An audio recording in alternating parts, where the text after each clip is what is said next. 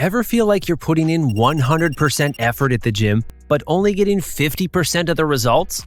I've been there. You grind out rep after rep, yet sometimes it's like your muscles are on vacation. What if I told you that just 3 tiny tweaks could light up your muscles like never before, almost doubling the effective weight without adding a single pound? Sounds like bro science, right? Well, stick around, because these 3 tips are backed by solid science and my own gym-honed experience. By the end of this video, you'll know how to squeeze every ounce of growth out of each rep. Let's jump right in. I used to think building muscle was just brute force. Load up the bar, lift it, and repeat until you're stronger. Then one day, a seasoned bodybuilder at my gym gave me a tip so odd I wasn't sure if he was serious. Squint your eyes and think your biceps up during curls. At first, I laughed. It sounded like Jedi mind tricks for arms, and I half expected Yoda to be standing behind me whispering, "Use the force, curl the weight." But he explained, the goal was to focus so intensely on the muscle you're working that you could almost will it to contract harder. So I gave it a shot. Instead of just hauling the bar up and down, I paid full attention to my biceps, feeling them lengthen at the bottom, then squeeze hard at the top. The difference was instant. My arms blew up with a pump I'd never felt before. The crazy part? I wasn't lifting any heavier or doing more reps. All I'd changed was where my mind was. That's when I learned about the mind-muscle connection. It's not just old-school bodybuilding wisdom. Science backs it up. Studies show that when you deliberately focus on the muscle you're training, you actually recruit more fibers. In one 2021 experiment, lifters who focused on their biceps during curls nearly doubled their muscle size gains compared to lifters who just thought about moving the weight. Same exercises, same sets, but a completely different outcome, just from paying closer attention. I experienced it with my chest too. For years, bench press was mostly a triceps and shoulder workout for me. My chest barely grew. But once I started actively thinking about squeezing my pecs with every rep, it was like flipping a switch. The soreness the next day told me those fibers were finally being put to work. So, how do you actually do this? Before each set, take a second to visualize the muscle working. During the lift, keep your mind locked on that muscle. Feel it stretch, feel it contract. If you catch yourself just going through the motions, bring your focus back. It's almost like a moving meditation, where your breathing, your attention, and your movement are all synced to one goal. Some people even lightly touch the muscle between sets to reinforce the connection, though maybe skip poking your glutes in the middle of a crowded gym. You can apply this to any lift. In back exercises, imagine your shoulder blades squeezing a pencil. On leg day, picture your quads powering the push or your glutes driving you up. The more you practice, the more natural it becomes, and the more muscle fibers you'll recruit on every single rep. It might feel a little silly at first, but trust me, this small mental shift can turn an average workout into one that lights your muscles up like never before. And the best part? You don't need heavier weights, more sets, or extra supplements. You're just teaching your brain and body to work together. Now that we've got your brain doing half the heavy lifting, let's move to the other half of the equation, how you actually perform the rep. This next tweak is all about slowing things down, controlling the movement, and squeezing more results out of every single set. That's where the real magic happens. Ever catch yourself bouncing a barbell off your chest like it's a trampoline? Or swinging dumbbells with enough momentum to almost take flight? I hate to admit it, but I used to do that. I was the king of using momentum to squeeze out one more rep. My ego loved it, but my muscles, not so much. It's like trying to cheat on a test. Sure, you finish faster, but you don't actually learn. The small tweak here is simple: slow down. Specifically, slow down the eccentric part of the lift and pause the urge to turn every exercise into a jerky full-body heave. By moving more deliberately, you eliminate momentum and force your muscles to do the work all by themselves. When I first slowed my rep tempo, it was humbling. I had to drop the weight a bit.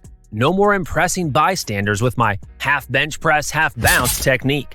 But almost immediately, I felt a dramatic difference. Take the squat, for example. I began descending in about 3 seconds, feeling my quads and glutes stretch and load up, Then a brief pause and an explosive rise. My legs were on fire by rep number 6. I wasn't lifting as heavy as before, yet the workout felt twice as hard on the muscles. That's how I knew this tweak was the real deal. I had activated way more muscle fibers. The science agrees. Lifting with control and minimizing momentum leads to greater muscle tension. In fact, studies using motion simulations found that using too much momentum in a lift can reduce the load on the target muscle. Basically, the momentum steals the work that your muscles should be doing. One analysis concluded that excessive momentum resulted in lower loading of the target muscles, potentially impairing the hypertrophic stimulus of an exercise. In plain speak, if you're swinging and cheating, you're shortchanging your gains. So what's the optimal tempo? You don't have to count super slowly like a sloth doing yoga. That can be overkill. Research suggests there's a sweet spot. An overall rep duration of around 2 to 8 seconds is ideal for muscle growth. For example, you might take 1 second up and 2 seconds down, or even 2 up, 2 down. As long as you're in that range, you're golden. What matters is that you're not bouncing or rushing so fast that gravity and inertia take over. Personally, I aim for about a 3-second negative on many lifts. Lower the weight under control, feel the tension, maybe pause a split second at the bottom, and then drive it up with good form. This not only increases muscle activation, but also improves your technique. You become very aware of any weak points or form issues when you can't rely on momentum as a crutch. Plus, the time under tension creates that deep muscle burn that, in a weird way, we lifters start to crave. Let me give a quick anecdote. I used to do barbell rows with a bit of body English. My lower back would kick in. I'd practically jolt the bar to my torso, and I thought I was strong. One day, I decided to reset my ego. I cut the weight, planted my feet, hinged properly, and pulled slowly, squeezing my back at the top, then lowering the bar down slowly until my arms were extended. Oh man, the difference! My lats and mid-back lit up like Christmas, and I felt muscles working that I didn't even know I had. No more using my hips to yank the weight. It was all back doing the job. I traded a little weight on the bar for a lot more stimulus on the muscle. Quality over quantity. Here's a funny way to remember this tweak. Lift like you're underwater. Everything is a bit slower and more controlled. If someone asks why you're lifting so slowly, just tell them you're training in the hyperbolic time chamber from Dragon Ball Z. Gravity is higher in your world. Jokes aside, slowing down doesn't mean you lose your explosive power. In fact, you can still be explosive on the concentric and just be controlled on the way down. This combination, fast up, slow down, is a known recipe for maximizing muscle recruitment. You recruit high threshold muscle fibers by pushing up with intent, then maximize tension and metabolic stress by lowering slowly. Best of both worlds. So, the next time you're tempted to throw a weight up using your whole body, remember, your muscles grow by fighting tension, not by taking a free ride on a momentum train. Slow it down, feel the burn, and watch your activation soar. Now we've got our minds laser focused and our tempo under control, what's left? We've dialed in the quality of each rep, but where you take those reps matters too. This brings us to our third and final tweak, one that ensures you're using your muscles to their fullest potential. It's time to embrace the full journey of each rep. I once was a half repper. Yep, I'd load up the leg press with every 45-pound plate I could find and proceed to move it maybe 4 inches.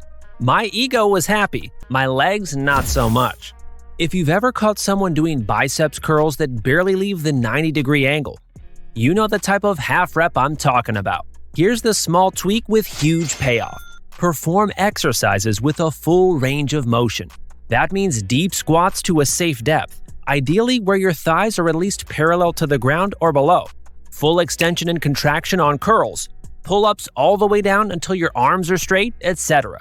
By fully stretching and then contracting the muscle on each rep, you engage fibers that would snooze through a partial rep.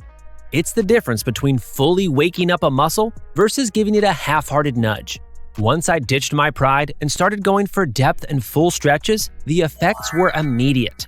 My first legit ass-to-grass squat workout left me sore in muscle areas I never knew existed, in a good way. My glutes and quads were recruited far more than when I was doing those timid quarter squats. And it's not just about feeling the burn. There's cold hard science behind this. Studies have found that exercises done with a full range of motion result in higher muscle activation and growth than the same moves done partially. For example, a research experiment on bench press compared a full range bench press to a partial bench. The partial was just the top half of the movement. The full range bench not only caused more fatigue, suggesting the muscles worked harder, but it also showed greater activation of the chest muscles, the pecs, while the partial reps shifted more stress to the shoulders. In other words, those half reps were cheating the chest out of the work, and the shoulders tried to pick up the slack. If your goal is to build a big chest or any target muscle, you want that muscle doing as much of the work as possible. Full range ensures it has to work through the entire stretch and contraction cycle. Another reason full range of motion is king: muscle length tension. When you lower into the deep part of a lift, like the bottom of a squat or the fully extended hang of a pull-up, the target muscles often hit a stretch. That stretch creates tension in the muscle, like a rubber band being pulled back, and triggers a strong reflex contraction. Some emerging research even suggests that training at these long muscle lengths, basically the stretch position, is incredibly effective for hypertrophic muscle growth. In fact, a couple of recent studies hinted that doing partial reps in the stretched portion of an exercise can stimulate as much or even more growth than full reps. Now, that isn't a free pass to start doing half reps again. The point is to illustrate how crucial that bottom stretched phase is. So whether you're doing full reps or experimenting carefully with stretch-focused partials, never neglect the bottom out position where the muscle is elongated. It's a major key to activation. Let's bring it back to practical terms. What does a full range of motion look like in different exercises?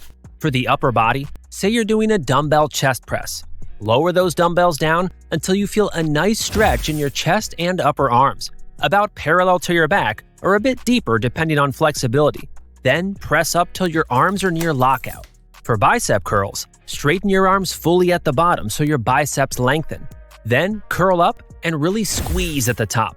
None of this stopping halfway because it's hard. Make it hard. That's the point. For back exercises like lat pull-downs or pull-ups, let your arms go straight at the top so your lats get that full stretch. Then pull all the way down until you can't move further. Chin over bar. For pull-ups, bar to chest. For pull-downs to engage the lats completely. And for the love of Zeus's thunder thighs, on leg exercises like squats or leg presses, don't do the infamous quarter squat. Lower yourself with control, as we talked about, until your knees are bent about 90 degrees at least, or deeper if your mobility allows. Then drive up. If you can only manage a partial with a given weight, guess what? The weight's too heavy. Lighten it and do it right. Your muscles will actually work harder with 100 pounds full range of motion than with 200 pounds half range of motion, according to the activation data. I have a running joke with my gym buddies. Half reps give you half the gains, if you're lucky. Science agrees. A meta-analysis found full range of motion usually beats partials for muscle growth. Unless you've got a good reason, make full range of motion your default. I learned this with pull-ups. I could barely do 3 or 4 strict ones, so I switched to half reps and got up to 10. The problem? My back stopped growing, and my arms did all the work. A trainer convinced me to go back to strict dead hang pull-ups, even if it meant fewer reps. Within weeks, my strength climbed, my back finally widened, and my V-taper started showing. Quality beats quantity every time. If remembering to focus your mind, slow down, and use a full range feels overwhelming, start with one tweak at a time. First, focus on the muscle. Next session, add controlled tempo. Then make sure every rep hits the full range.